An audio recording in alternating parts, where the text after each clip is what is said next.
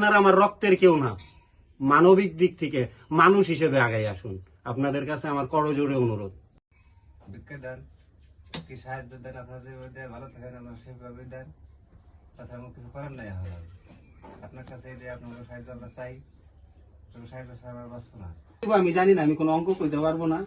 আমি ওকে দিয়ে যাইতেছি। আমার কাছে যদি ভাই আমি 2000 টাকা দিয়ে গেলাম আমার তরফ থেকে ওকে, ওর চিকিৎসার কিছুই হবে না এই 2000 টাকায়। আমি দিয়ে গেলাম। আমি এই পুরা শরীরটা দেখে আমি বলার মতন ভাষা হারাই ফেলছি।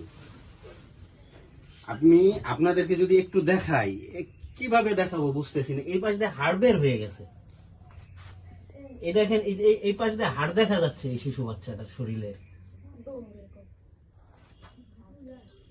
পুরা শরীর, একেবারে পুরা শরীর। পুরা শরীর বলতে মাজার অংশে খুব বেশি ক্ষত হয়েছে, মাজার নিচের অংশে খুব বেশি ক্ষত হয়েছে।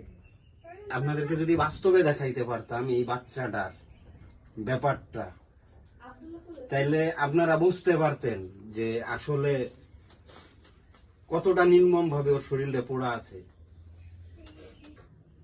এই যে পেটের অংশ পুড়ে গেছে, এই আমি কিভাবে বইলে বুঝাবো, আমি ই করতে পারবো না। ভাই, এটা কি আপনার ছেলে? এই যে আমার ছেলে। দুর্ঘটনাটা কিভাবে ঘটলো? দুর্ঘটনা হলো, এটা ডিম সেদ্ধ করে খাবার গেছিল, খাবার বাড়ি কেউ ছিল না, আল্লাহ কাপড়ের আগুন ধরে পুড়ে গেছে, পরে চিল্লাইতেছে বাড়ি ঘরের কাছে কেউ ছিল না। একবার মেলা 2-3 মাস এসে থামাই ডাক্তারের কাছে নিয়ে গেছে। ডাক্তারের কাছে ফরিদপুর সপ্তাহ নিয়ে রাখছে। ফরিদপুর সপ্তাহের ভিতরে ঢাকা, ফরিদপুর হয় না, ঢাকা উড়াইছে। ঢাকা মাস খানিক রাখছি, 1-1.5 মাস রাখছি। রাখলে পরে খরচা চালাইতে পারতেছি না। এসে কেবো আইসিইউতে ডুয়াবে, পরে এসে এত টাকা খরচা করে পরে পানি নেই, চেষ্টা করে বাড়ি নিয়ে এসে লাগছে। আমার বাড়ি নিয়ে এসে বলতে বাড়ি বললাম দিচ্ছি, তার তো সাহস সুস্থ বলে না, কোনো ফিলে কোনো কিছু বলে না। তারপরে মাসির কাছে সাহায্য লাগছি। মাসি যে যা পারে তাইটা পড়ে আছে। সাল আগে যা ছিল তার তো 3 গুণ খারাপ হয়ে গেছে। তার তো পারবার লাগে চেষ্টা করতে কোনো ফিলে। আপনার যে দেখবেন হেরবেন, সবাই সহযোগিতা করবেন আমাদের। কে দিয়েছে বাবু? তোমার শরীরে কি সারাদিন এই একটা যন্ত্রণাই হচ্ছে, জ্বলতেছে? তোমার কেমন লাগতেছে? ভালো লাগে না? সারাদিন কি জ্বালা পোড়া করে তোমার শরীর? তুমি একটু ঘুমাইতেও পারো না, নড়তেও পারো না, খাইতেও পারো না, কোনো কিছু করতে পারো না। তোমার তো কথা বলতেও কষ্ট হয়। এখনো জ্বলতেছে তোমার শরীর? ডাক্তারে কি বলছে এর ব্যাপারে? মানে খোলা একটু দাদা। আচ্ছা, এর কি অবস্থা একটু কোন তো আপনি?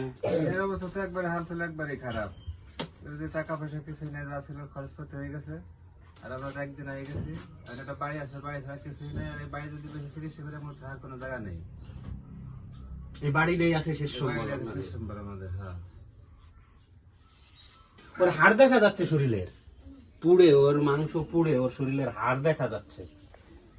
এর থেকে কষ্টের, মানে ওর যা কষ্ট হচ্ছে, ও হয়তো এখন চুপ হয়ে আছে।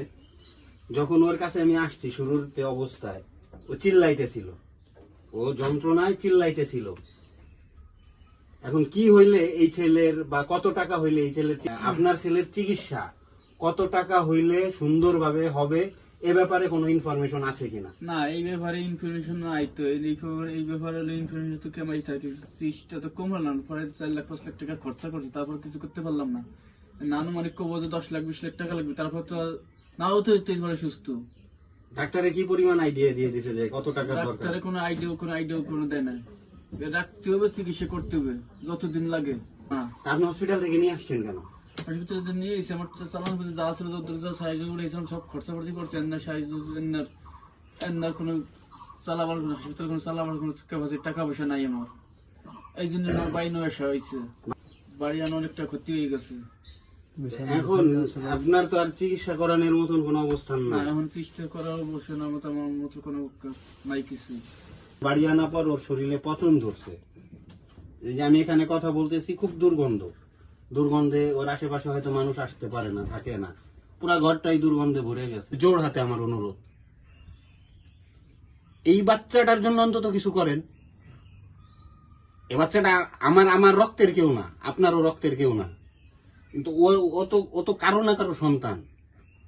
সেই সন্তানের জায়গা থেকে একটু আগায় আসেন প্লিজ। প্রবাসী ভাইরা আপনাদের দিকে তাকায় আছে, আপনার বাচ্চাটাও হতে পারতো, এর দিকে একটু তাকান না, দেখেন না কেমন দেখা যাচ্ছে। হাড় বের হয়ে গেছে, পয়জন বের হইতেছে, দুর্গন্ধে থাকা যাচ্ছে না।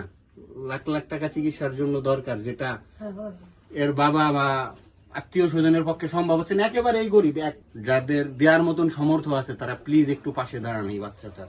তারা হয়তো একদিনের মেডিসিনের টাকাটা আমি দিতে পারবো না। প্রত্যেকদিন মলমের বাবদ 1000 টাকা যাইতেছে, আর এই যে খাওয়া দাওয়া দেওয়ার ভিতরে ধরেন 200-300 টাকার খাওয়ার ওষুধ আছে। মোট 1500 টাকার দরকার হয় রোজ। আর যদি উন্নত চিকিৎসার জন্য যাওয়া হয় তাহলে টাকা আরো দরকার। উন্নত মানের চিকিৎসা করতে গেলে ডেইলি লাগবে 20,000 টাকা। উন্নত মানের চিকিৎসা করতে গেলে 20,000 টাকা রোজ প্রয়োজন। হ্যাঁ, ডাক্তারে কি বলছে, এই যে ওর পায়ে যে এখন হাড় দেখা যাচ্ছে, গোশ পড়ে বা মাংস পড়ে, এই হাড় দেখাটা কি ওর পা কি সম্পূর্ণরূপে ঠিক হবে? ডাক্তার এরকম কিছু বলছে? এই জায়গা তো এই ছিল না এই রোগটা, এই যে আর বাইরে এটা ছিল না আগে, হাড় বের হওয়াটা আগে ছিল না, বাসায় আনা পর বাসায় হচ্ছে। আনা পরে হয়েছে।